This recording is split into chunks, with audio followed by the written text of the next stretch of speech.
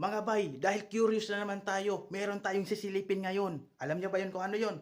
Ito ay bawang, bulok na bawang. Ayan oh. Kita niyo yan?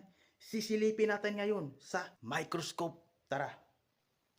Ayan ang mga bay, inihiwa ko na at tinutusok.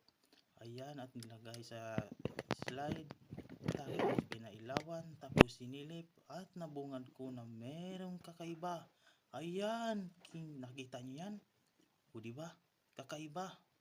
Kaya pala siya nabulok, di ba? Meron pala siyang mga bakukang. Ayan. Oo, ayan, di ba? Oh. Kawawa naman yung bawang. Mas na magagamit pa natin yan. Gamit na gamit pa naman. Oh. Oh, yan, oh. Gapang sila ng gapang talaga, oh.